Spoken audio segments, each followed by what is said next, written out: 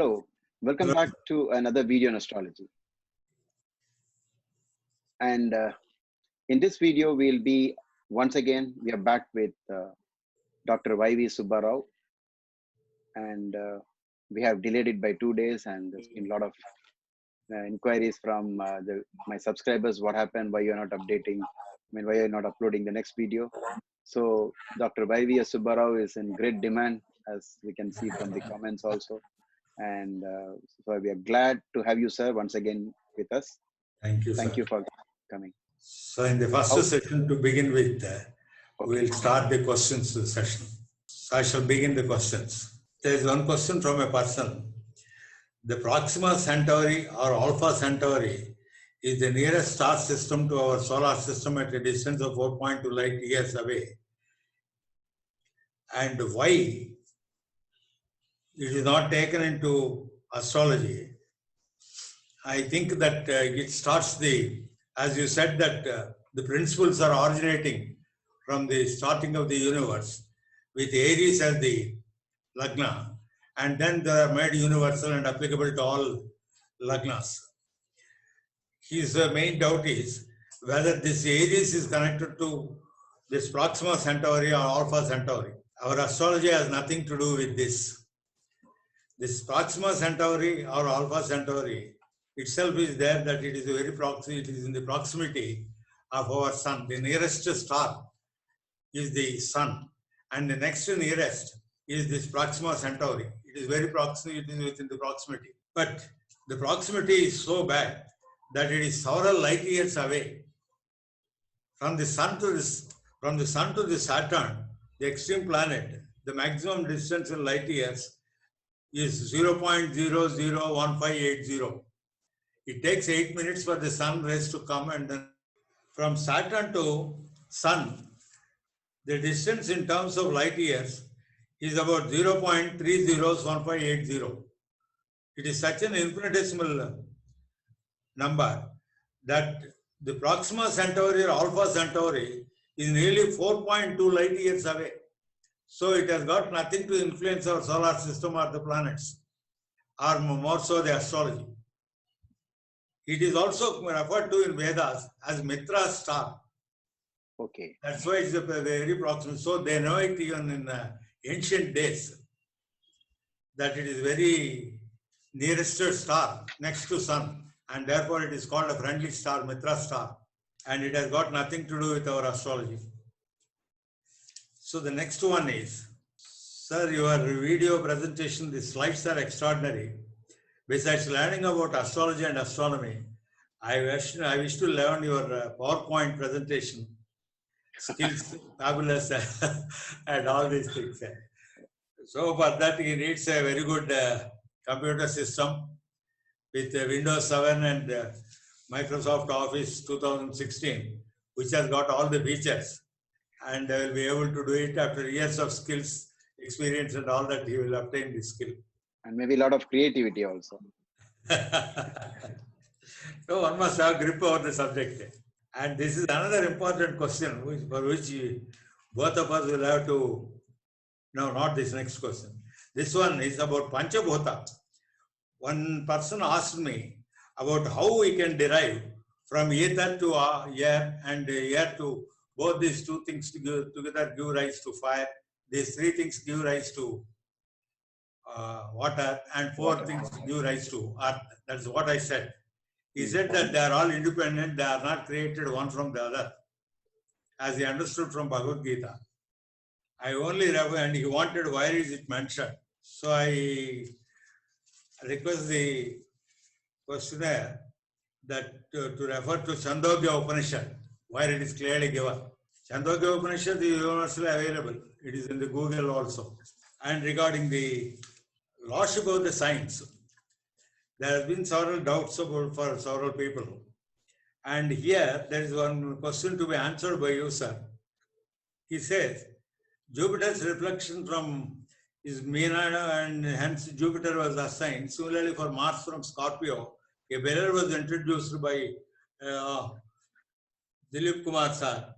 And why that should be only perpendicular to Simha and Makara Rashi, And why not Avimukha, other way, keeping mirror in the junction of Aries or Taurus or Scorpio or Libra? So let me explain, sir. What I did was, I just noticed the order in which the grahas were there in terms of lordship. Then I noticed that whatever is in, in the bottom side, which is like Virgo, on the top you have Gemini.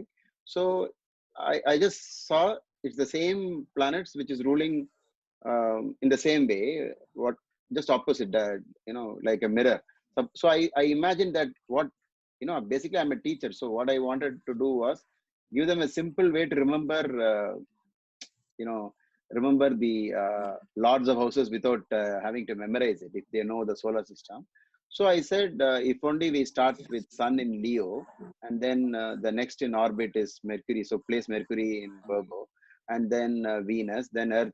We are on Earth, so don't include Earth. So the next one is Mars, and then it is Jupiter, and next one is Saturn. You stop here. Then how to get the remaining one? So I said, just put a mirror, this way, and then you will see the reflection of it. It was my own idea. It is not mentioned anywhere. And then I found that when it came to sun's reflection, I saw sun's reflection is actually the moon. So it was very convenient for me to come up with this idea. That's all. It's not quoted anywhere. But In fact, mirror reflection is excellent. That is yes. But what happened was, we are very near to the problem. Yeah. And so I will explain this particular thing once again for the benefit of the viewers, because many people have asked for that by means of a slide in later on.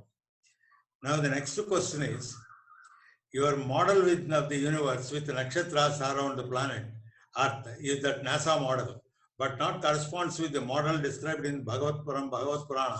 Nakshatras are said to be above Bhumandala, so your teaching has a flaw. Sometimes we also make some mistakes, but here I have not made any mistake. On a paper, things in the vertical position cannot be shown.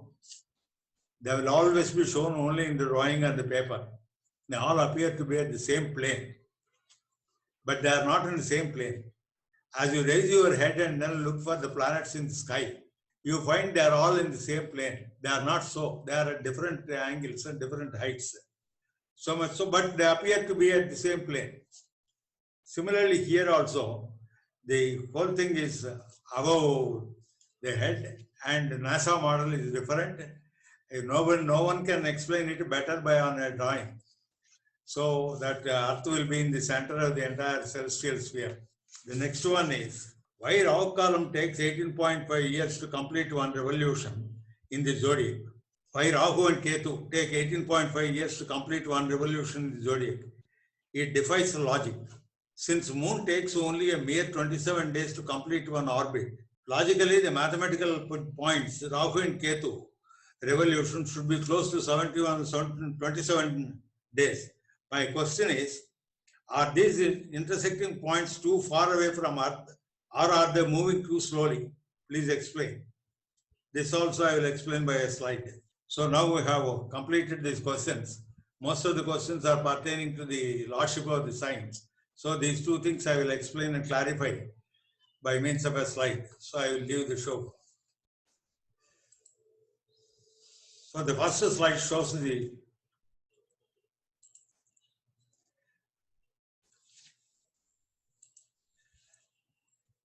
the first slide shows the entire program for the day. That is rationale of lordship of signs, a clarification. Similarly, precision of lunar notes, a clarification.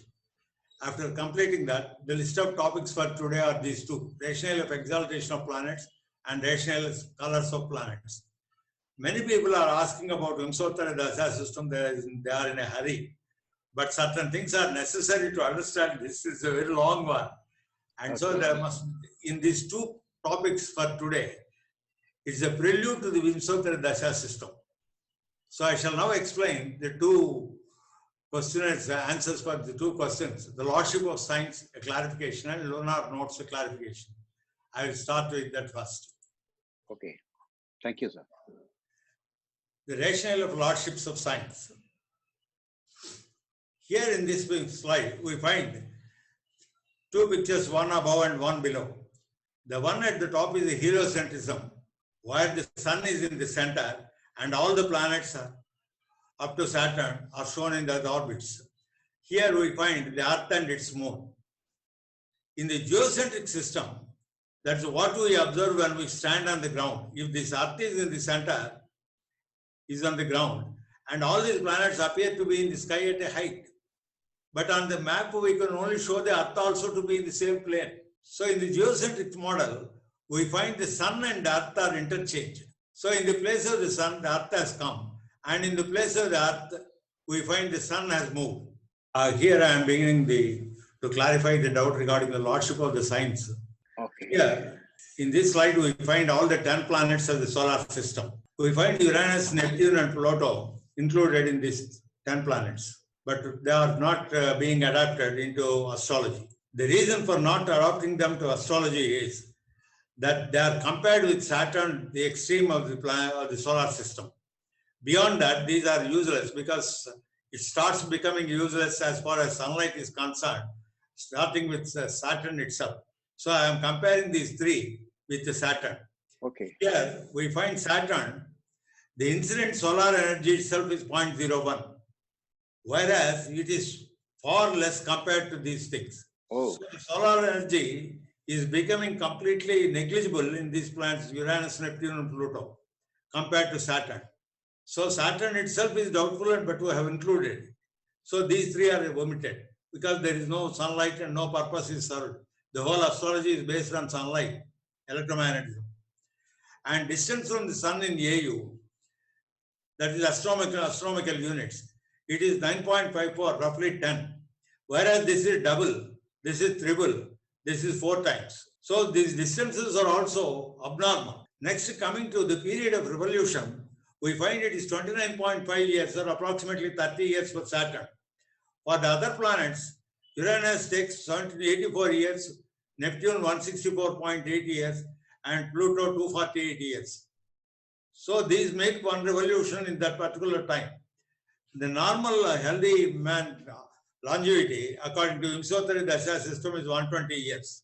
For all auspicious occasions, the revolutionary periods of Jupiter and Saturn are considered, whereas Jupiter is concerned for auspicious occasions, for predicting events connected to marriage and so on and so forth. Saturn is connected to find out the longevity.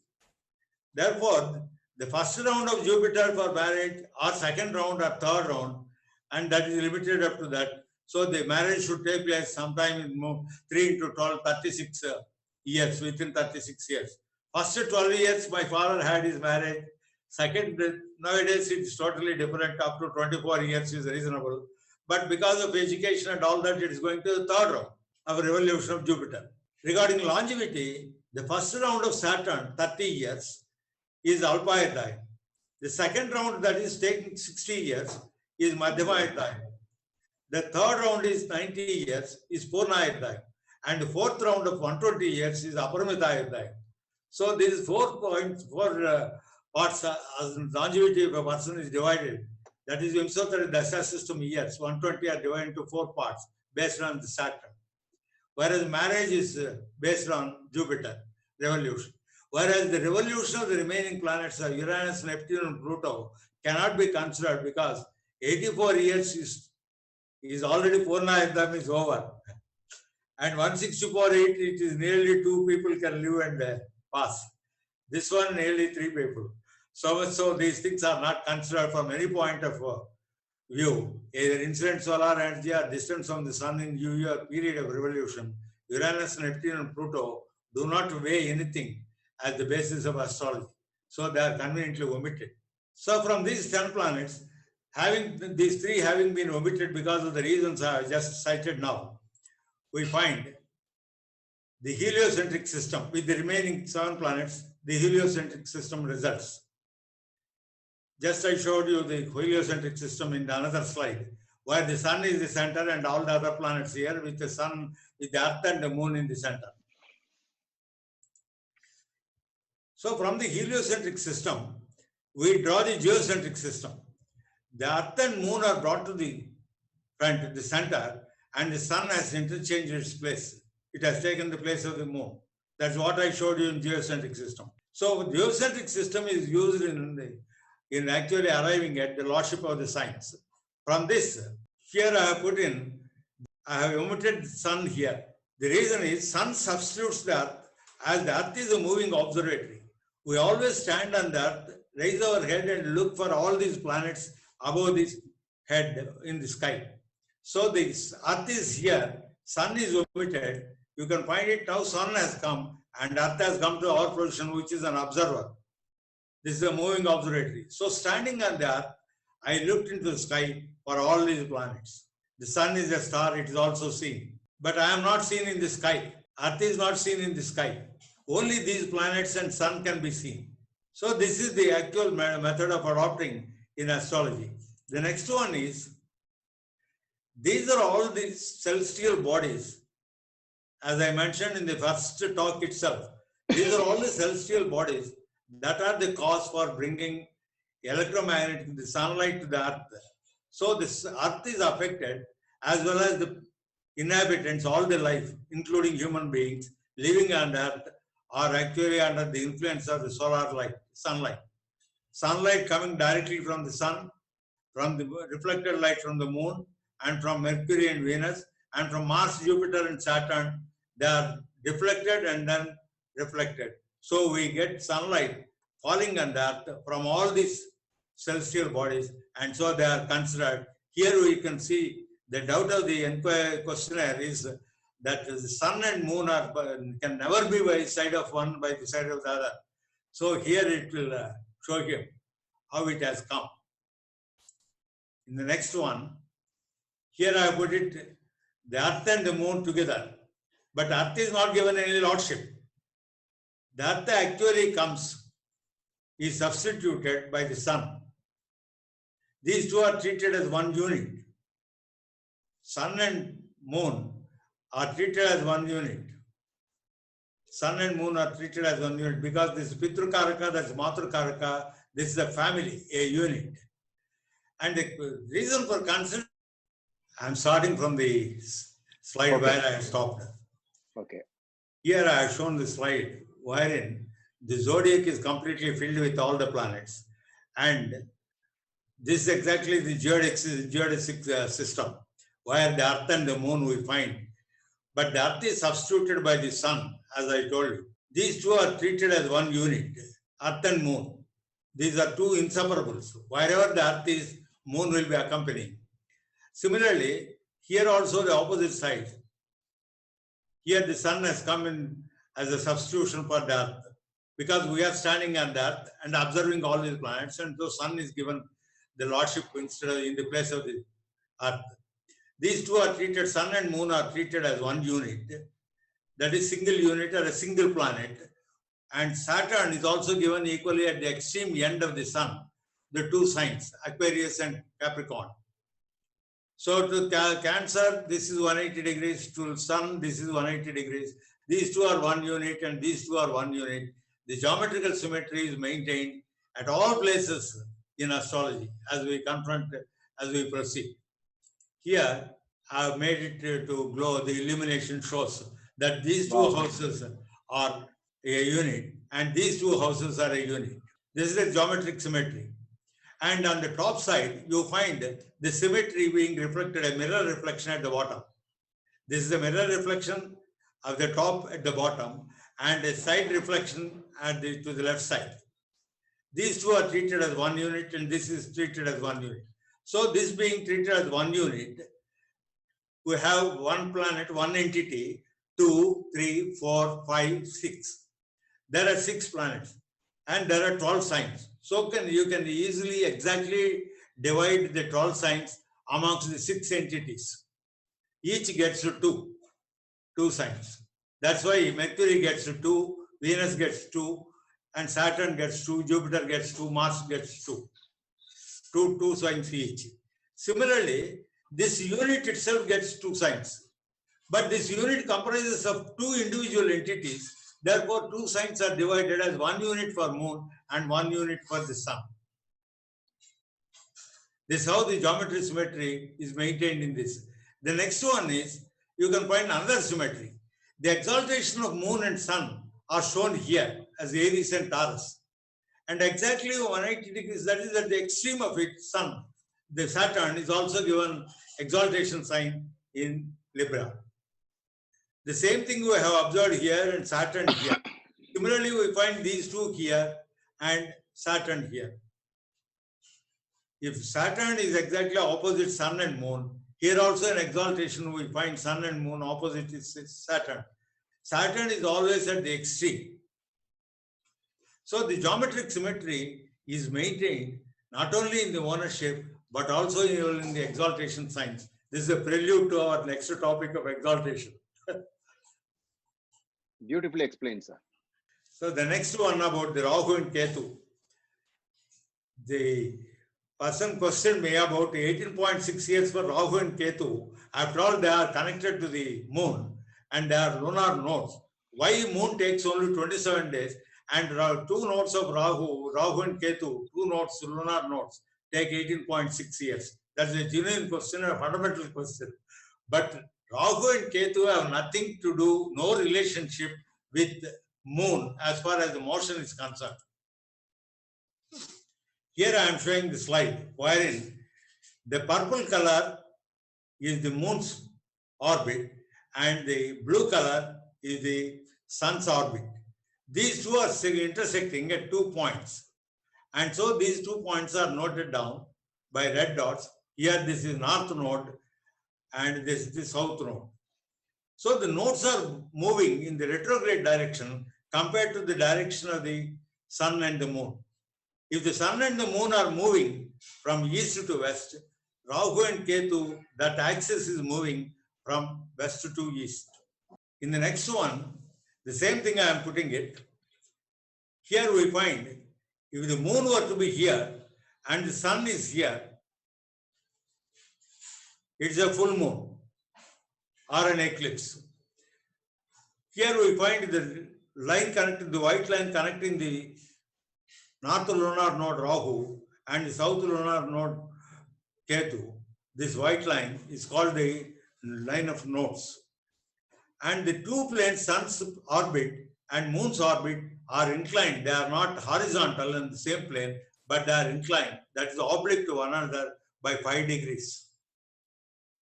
That's why not all full moons and new moons, there will be an eclipse. So it's only when all the three entities, sun, moon and earth, come in line exactly near the one of the nodes, an eclipse takes place, either lunar or solar. Because of this obliquity of 5 degrees between the sun's orbit and the moon's orbit, we will not get eclipses every fortnight on a full moon day or a new moon day. And now this is the position of the moon I have put in for explaining. So the moon is starting and making a revolution completely. It has completed one orbit. We call the moon has made one revolution. That is, it takes 1 month, 27 point something days. That is something called sidereal motion of the moon.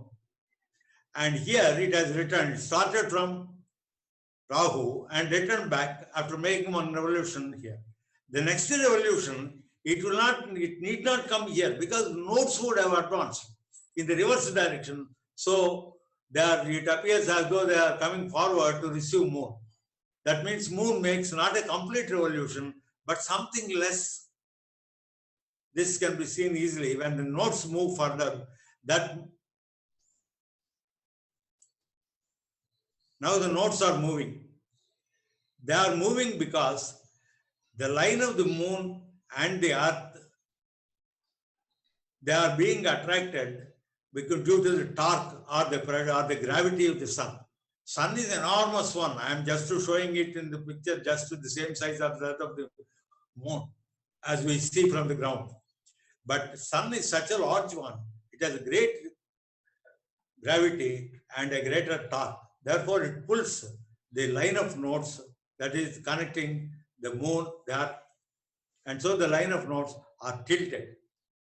This tilt has taken place, shift has taken place from this position to this position it took nearly a year. That is 360 degrees in the 80.6 years, 19.36 degrees per year. So this angle is 19.636 degrees per year for Rahu to move from here in a retrograde motion to this point. This happens not all of a sudden, but slowly every day. That is about 0.0 degrees, 0 degrees 3.25 minutes per day. Very negligible and cannot be seen. But cumulatively, per month they give 1.6 degrees. Per year they give 19.36. For 18 years they give 360 degrees. So this moves very little negligible due to the torque or the gravity of the sun. The line of nodes is shifted a little, and therefore the moon need not take complete revolution starting from here and coming back to the point. But rather, it can come only, make a revolution, it can come only to this point after a year. So this much it is advancing. So the sidereal month is a little lesser than the actual month because of the nodes. So the nodes are totally different, and the moon's motion is totally different. With every motion of the revolution of the moon along its orbit, there will be a slight movement of the nodes due to gravity of the sun by about 0 degrees 3.25 minutes. So this cumulatively coming to 18.6 degrees for 360 degrees complete revolution of the nodes to come back. So it takes that time. There is a huge difference between the lunar month and the motion of the nodes. Here I have put it for the sake of the viewers that they can take a notes of it. The orbit of the moon, and they are inclined about 5.14 degrees with respect to the ecliptic plane. Solar or lunar eclipse is possible only when the moon or sun near either of the 2 points where its orbit crosses the ecliptic. Precession of nodes is due to torque exerted by the sun's gravity and angular momentum. Nodes are normally in retrograde motion, and nodes regress backwards along the ecliptic and take 18.6 years to complete a full orbit of 360 degrees. It is for their benefit that I have put it. There is another question regarding unisolar calendar, this Panchangam. So I am explaining it just for the sake of the question. So here, the lunisolar calendar is one where both the sun and the moon are taken into consideration. So the Tithi, Vara and Nakshatra are all, the Vara is based on the sun, whereas Tithi and Nakshatra are based on the moon. So the one solar year is 365.24 days. One lunar month is 29.5306 days. So if the moon makes 12 revolutions, he will make only 354.37 days and not 365.24 days of the sun. So there is a difference between these two values. That is, difference between lunar year and solar year is 10.87 days a year. That is approximately 11 days. So with every year, we find the sun is backwards to the motion of the moon, and thereby the moon is actually gaining 11 days every month, every year. And then the second year, it takes another 11 days, so 22 days. And third year, for 8 months, it takes another 8 days. Therefore, 11 plus 11 plus 8, 30 days, it is called an Adhikamasa. The Adhikamasa occurs once in 32.5 months, or that is once in 2 years, 8.5 months. So once in a way, these two calendars, based on this lunisolar system, the moon is made to coincide with the sun only after 2 points. That means, admittedly, there is an error of 11 degrees per year between the sun and the moon in the Panchanga. Either you should take a Panchanga based purely on the sun or purely on the moon, but not ride both the horses at a time. So this Adhikamasa comes in, and once in 2.5 years, we have to actually bring in Adhikamasa in order to see that the sun and moon are in line. So based on this, we normally have our Makar Sankramanam taking place nearly with an error of 11 days in 1 year and 22 days in the second year and correctly in the third year. The reason being that first year we will be taking the holy bath 11 days later than the actual occurrence, and 22 days later in the second year, and correctly in the third year. So once in 3 years, we are on the right track. Actually speaking, the temple rituals based on Agama Shastras, the Pancharatra, the Vaikhanasa, or the other Agama Shastras, we find Saiva Agamas, that sun and moon are taken as the Muhurta power. For the Muhurta, they consider only sun and moon. They don't consider all this Vara and Tidhi, Nakshatra and all that. For domestic rituals like Vratam and all those things, we consider Tidhi, Vara, Nakshatra and all that.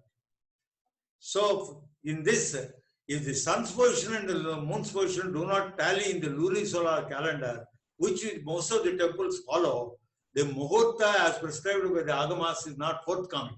With the result, when the Muhurta time is not maintained, the results go astray. When the results go astray, the world order goes catastrophic. That's what is the coronavirus today. Okay. So this is the end of the clarifications for the questions. Thank you so much, sir. Thank You you. have done a great job, and all our viewers are more interested in knowing how you make this PowerPoint presentation. That is, yeah, that is the best part of all this.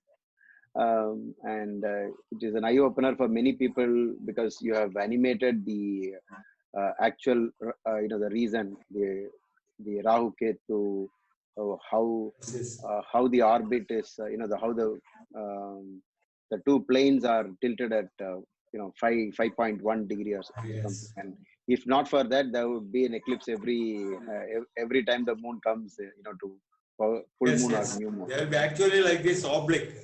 Yes. Oblique Just because like it is tilted. Is the way. And yes, sir.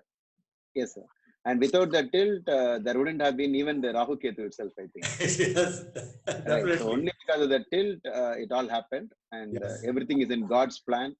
So we just can't understand how. He's a great astronomer. Yes. The Earth's tilt has caused seasons. It has caused a lot of things, as though it was made only for the purpose of human beings. It looks like that. So it's a wonderful thing. You somehow being an astronomer has given you a lot of advantage in this show. We are discussing two topics: exaltation of signs and colors of planets. So exaltation of signs, by exaltation we mean of a planet in a particular sign and near a particular degree. It is said to have the maximum strength. In astrology books, normally we are referred to the weakness and the strength of the planets. So in the strength and weakness of planets, we find the strength is termed as, on various parameters, the planets gain strength. And on various parameters, the planets also lose their strength, they become weak. So that is called debilitation. When they gain strength, they are called an exaltation. Exaltation is not by merely placed in a particular sign or a degree. It attains qualification to earn that particular position and the degree of exaltation and the maximum power from various other factors that subscribe to its strength. For instance, positional strength of the planet, motional strength of the planet, aspecting strength of the planet, special aspects of the planet, and so on and so forth. It's a friendship, it's the inimical sign, or friendly sign, or a favorite sign, or a quadrant, or a trine, so on and so forth. So all these counts, a particular planet is actually estimated to have score maximum number of points so that it can be said to have been in exaltation at a particular degree in a particular sign. By merely placing it in a particular sign, it does not get the exaltation benefit. It has got so many other factors contributing to it. So here, by means of the slide with this introduction, I will be able to show you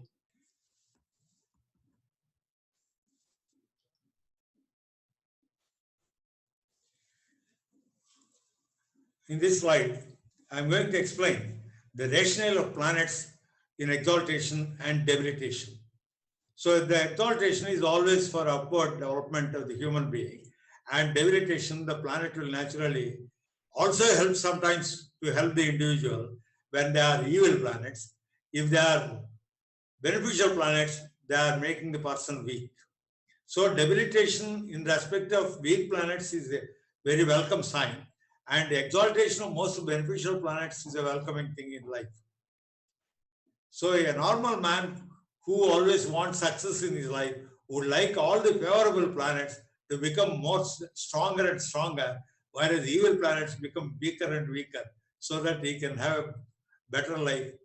Here in this slide, the positional strength of exaltation sign and degree of a planet, and when it is, whether it is placed in a favored sign or elements of nature, whether it shows whether the sign in which it is placed is also aiding its nature, elements nature, its own elemental nature. And when it is in conjunction with its favorable planets or friendly planets or something, it is in combustion. When it is very close to the sun, certain planets get combusted and lose individuality. So a planet when placed in a particular sign and called exaltation, it must be having favorable points gained through all these points, factors. The natural strength of planets, that is the nodes, sun, moon, and in this order, we find the natural strength, because nodes are the strongest of all planets. The reason being, they are the loyal servants to the lords in which houses they are placed. So more readily they give the results of those lords than the lords themselves. And the next one, the aspecting strength of planets. So if the aspect normally opposite to 180 degrees, that is on the other side of the meridian, it is normal strength. If it is by special aspect, it gains more greater strength. So a planet in exaltation, whether it gets this strength also or not, we have to see. The motional strength, when it is in motion, that is when planets move forward and then meet some other planet, then we find it emotional strength. Normal aspects and special aspects of planets is also a factor that goes to make the planets in exaltation. Benefic nature of planets and friendship, enmity, etc. of planets. This benefic nature and malefic nature of planets is entirely a different thing, which I will discuss incidentally. Here, the classification of planets in astronomy as interior planets, that is within the orbit of the Earth, and those planets, exterior planets, beyond the orbit of the Earth from the Sun. So these are the two divisions or the classifications of planets in astronomy of the solar system. These are also classified in another term.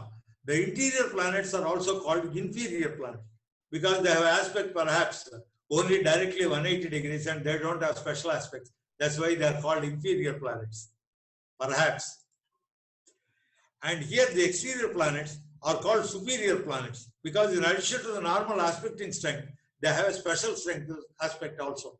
So perhaps in that sense, astronomy also recognizes these things, or that astrology recognizes from astronomy that these three planets are superior planets. So the superior planets Mars, Jupiter and Saturn gain a point to become exalted by having special aspecting strength in addition to the ordinary strength, ordinary aspecting power.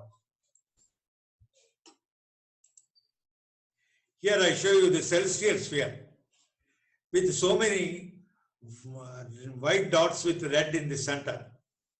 1, 2, 3, 4, 5, 6, 7, 8. 8 points are here. These 8 are the important celestial points in the celestial sphere. They have got great astronomical value. Here it is north central pole, celestial pole, and the opposite one south celestial pole. Here it is the north ecliptical pole, and this is the south ecliptical pole. And here, this is the vernal equinox, and this is the autumnal equinox. Here we have got the two solstices, the summer winter solstice and the summer solstice. These four points, vernal equinox, autumnal equinox, winter solstice, summer solstice, these 4 are called the cardinal points of astronomical year. They are very important. They cause the seasons also. I have connected all those 4 important points, 4 cardinal points. There is solstices and the equinoxes. So they give rise to the seasons. Just now we have talked about it. So they give rise to seasons.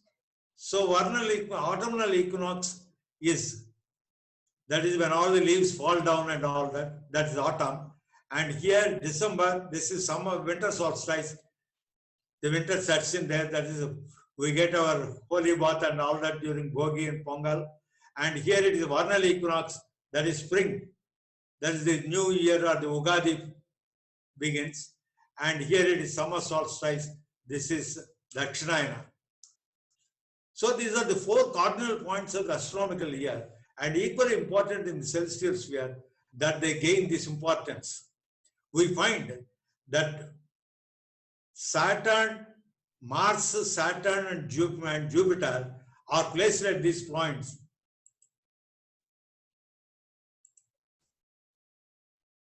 So these are all shown here. This is the north celestial pole axis. This is the north ecliptical pole axis.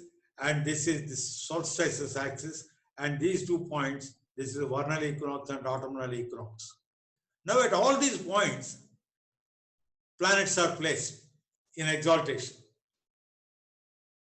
So the planets, these astronomical points in the celestial sphere are excellent, are most important, and they are actually recognized by placing the planets there. Now I put the zodiac over it. Here in Cancer, we find the summer solstice, June. In winter, this vernal equinox is in March, starting the spring season. And as the sun moves, it goes to June, the summer solstice. And from summer solstice, it goes to autumnal equinox. And from autumnal equinox, we find it goes to winter solstice. The 4 astronomical cardinal points of the astronomical year. So here we find Mars, Jupiter and Saturn, the 3 exterior planets, are the 3 most important astronomical points. They gain 1 point for exaltation. And here, March 22nd, always in the year, the sun is found to be at the vernal equinox. Or rather, when sun comes to that point, vernal equinox, it is March 22nd. So equinoxes, the days and night times are equal. That is called equinoxes. And in the solstices, we find winter solstice is of longer nights and shorter days, and here it is shorter nights and longer days. So this is these 4 planets are placed at these important points, and they are the exaltation signs. The other one is, when sun is here, moon always accompanies, because sun substitutes the earth, as we have seen, and so accompanies, the earth accompanies the moon accompanies the sun, earth, which is the sun that is substituting the earth. Here we find, at this point, at the north celestial pole, we find in Virgo, Mercury, and here we find it in Libra, in Pisces, Venus. So these are all the places actually ascribed to them based on the celestial sphere and the importance of these points and all that. When we consider here this Mars is in the Adi sign. We find it here. It is having a direct aspect. Mars is not only aspecting Jupiter, but also aspecting Aries, its own sign. That is one good feature for Mars. Mars not only aspects Jupiter,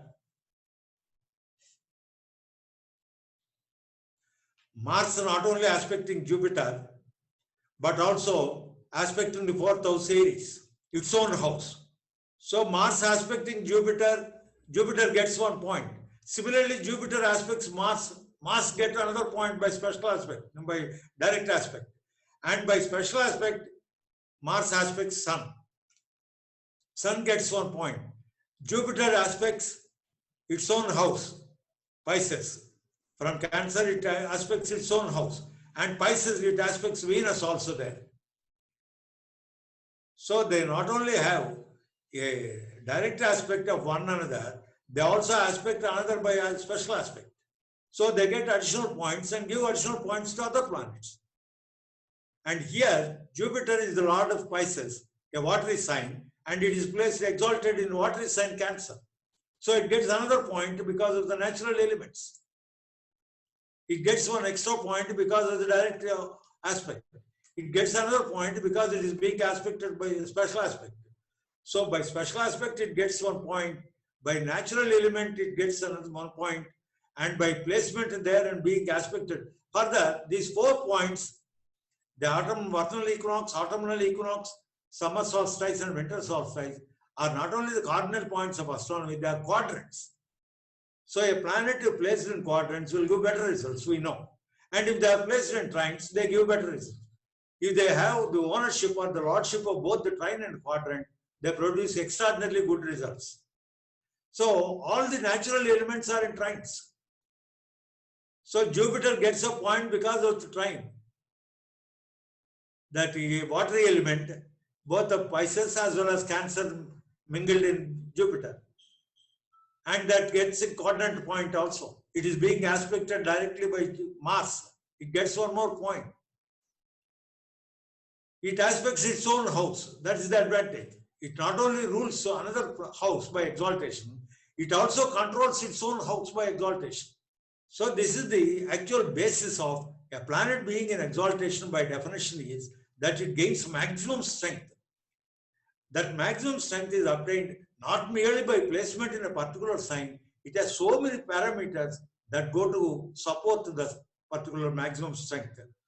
The one is by natural elements, siding with natural elements of the nature of that planet, and also being in quadrants, and the natural elements being in trines, and the special aspects are there. The direct aspects are also there, and they not only exalted in other places, they also aspect their own houses. And so these are all the points that they gain. That is what is actually defined as planets being in exaltation. So here also in exaltation, a word may be said as a prelude to Vimsottari Dasha system, that please note that all the beneficial planets are exalted in benefic signs.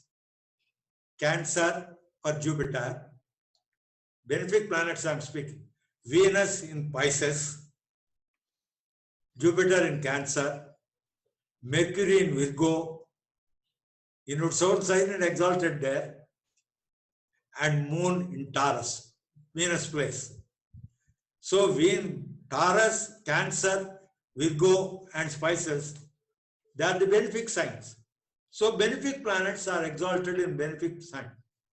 But the same condition does not obtain with reference to malefic planets like Mars, Sun and Saturn. Mars and Saturn are malefic planets. They are exalted. Here we find Mars and Sun are exalted in malefic signs, except Saturn, who is exalted in Libra, the sign of Venus, which is a benefic sign. So we find here that Saturn is odd, exalted in a benefic sign. That means it is a leisure planet connecting the benefic group with the malefic group. Saturn always takes that leadership of bringing in liaison between the two opposite parties. So the malefic group is Sun and Mars, and the benefic group are the remaining, and Saturn tries to patch up the relationship between them by being exalted in a benefic sign. So a malefic planet exalted in a benefic sign is always saying, balancing here also the geometric symmetry.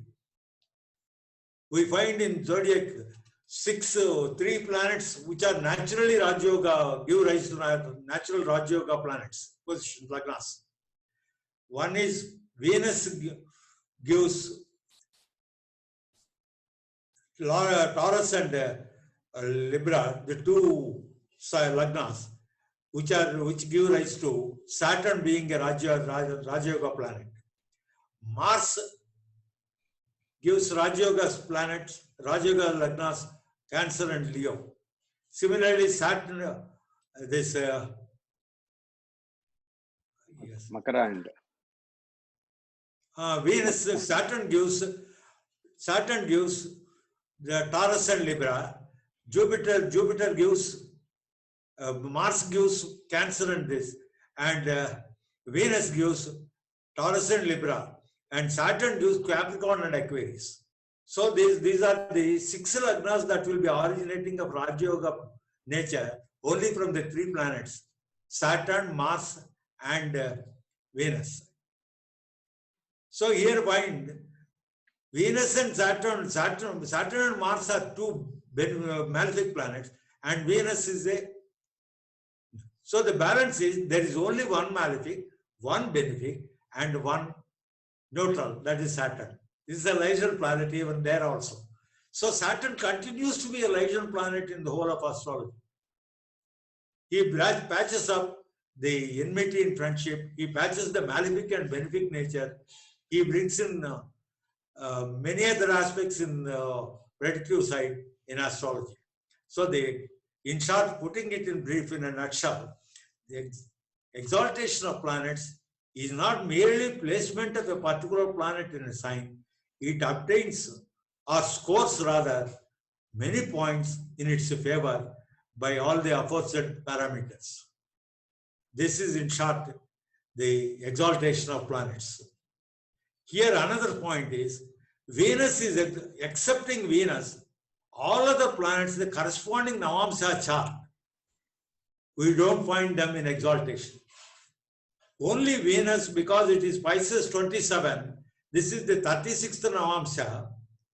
In corresponding Navamsa chart also it is found to be Pisces only. All other planets are found to be in different Navamsas. So in Bharamira's Brihad Jataka it is said that a planet in exaltation in the Rasi chart, if exalted in Navamsa, it is even stronger. That particular qualification only obtained by Venus and not by any other planet. So these planets in opposite houses, they are said to be in debilitation. That means they lose their strength.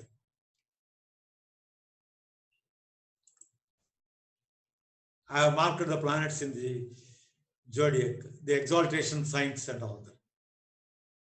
This is the exaltation signs of planets in the zodiac. This is a watery sign, this is a watery sign, and therefore Jupiter is an exalted planet getting strength of watery element also. It aspects Mars, it gets 1 point. Mars also aspects Jupiter. Jupiter being exalted here, having lordship over the other house by occupation, it is also taking care of its own house. We find Venus, Jupiter, Moon, and Mercury, all these 4 benefic planets exalted in 4 signs. The 2 malefic planets exalted in 2 malefic signs, and Saturn in a benefic sign, a malefic planet in a. Here also we find the Sun and Moon are here side by side, and Sun opposite that 180 degrees. So we find Saturn exalted. This is the geometric symmetry again. And the 3 exalted 3 planets, that is exterior planets, are also along with the Sun. They make the quadrants 1, 4, 7, 10. Similarly, the trines are 1, 5, 9.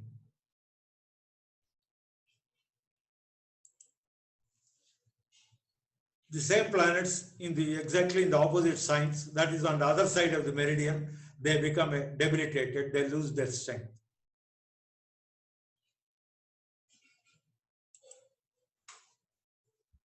So this is the end of the show pertaining to the topic exaltation of planets.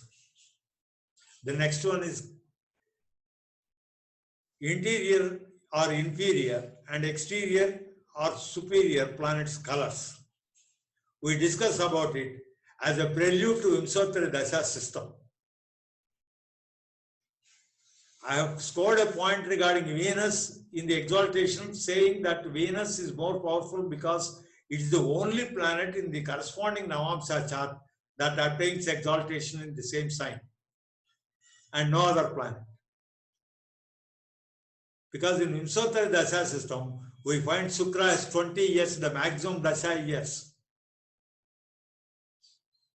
So in the exaltation of Venus, the corresponding Navamsa chart also, Venus is exalted. Here also we are already conversant with it. The interior planets are known as inferior planets. The exterior planets are also known as superior planets. And now here the rationale of interior and exterior planets in Vimsottara Dasha system. Before going to Vimsottara Dasha system, I am just putting it in. So all the planets from the Sun within the orbit of the Earth are the interior planets, and those beyond the orbit of the Earth are exterior planets. Here we find Ketu and Rahu also included. This is the Vimsottara Dasha system planets. And so the interior planets group are Ravi Dasha 6 years, Buddha Dasha 17, Ketu Dasha 7, Shukra Dasha 20, Chandra Dasha 10. Summing up, it becomes 60 years. Similarly, exterior group, 7 years Mars, 18 years lunar node, north lunar node, and Jupiter 16 years, Saturn 19 years, this is also 60 years. So there is a geometric symmetry here also. The geometric symmetry of Vimsottara Dasha years of 60 years for all the interior planets, and the geometric symmetry of 60 years for all the exterior planets. And in the exterior group is joined Rahu, whereas in the interior group we find it is Ketu.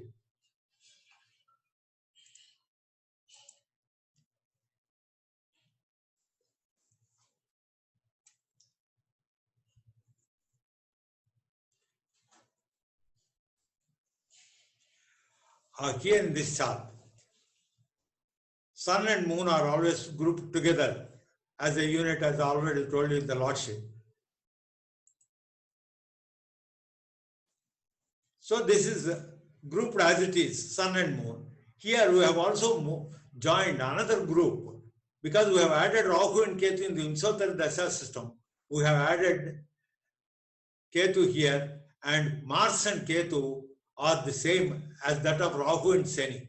But there is a difference between Rahu and Shani because they were not in the same Aries at the time of the formation of the universe, whereas Ketu and Mars were together.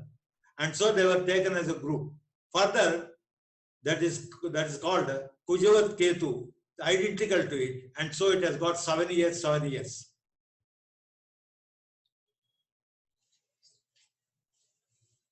Mars Dasha and Ketu Dasha both are 7 years each. They are identical even in the Dasha periods. Whereas in Saturn and Rahu, though they are identical in many aspects, they are not identical regarding Dasha years because Rahu Dasha is 1 year less than Shani Dasha. This is because Rahu is in Libra, whereas Saturn is in the Aries. They are not so conversant with one another. They are not by the side, and therefore they are separate. They are not grouped.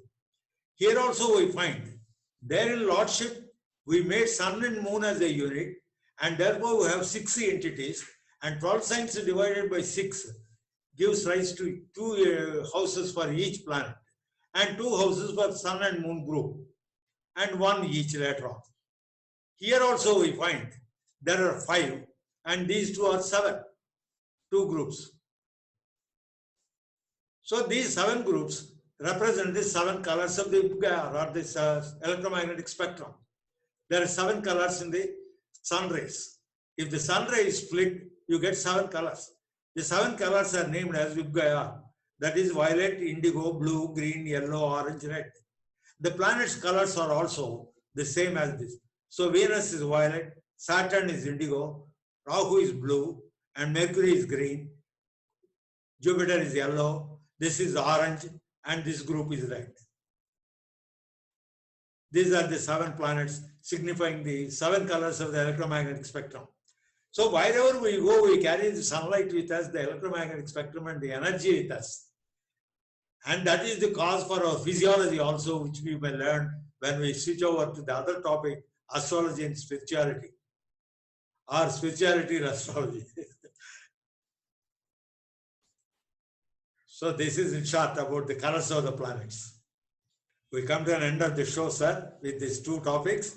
And so that we will be moving to Vimsottari Dasha system, which the viewers have been eagerly waiting for, to know the rationale behind the Dasha years of such ambiguity of only 6 years for such a luminous planet, star like Sun, and 20 for Venus. So they would like to see the discrepancy and how it is actually settled or compromised, not compromised, even in electromagnetic spectrum theory. Okay. It is extremely interesting, sir. Thank you, sir. And I'm sure, people who have been in astrology for years also might have not known this. And it is extremely, you made it, you presented it very well. And we hope to learn more from you. I think I must intercept you here because it's more by intuition that I got many of these things. And okay. It's all our family deity's grace that I'm asked to leave some of my remembrances to the world in this field. Fantastic, sir. So what will be the next topic, sir? Next topic is eagerly awaited Vimsottari Dasha system. It's a long one because I have to first of all pick up the positions of Rahu and Ketu in the Vimsottari Dasha system, how they are placed, how they are arrived and then introduced into astronomy, into the solar system, and then handed it over for Vimsottari Dasha system. Very good. It's a long one. I think that one particular topic will naturally run the show for a longer time. Yes.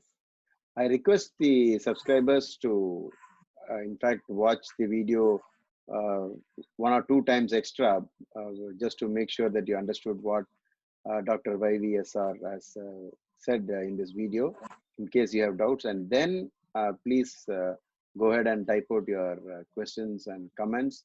And so we'll definitely be taking it up in our forthcoming episodes.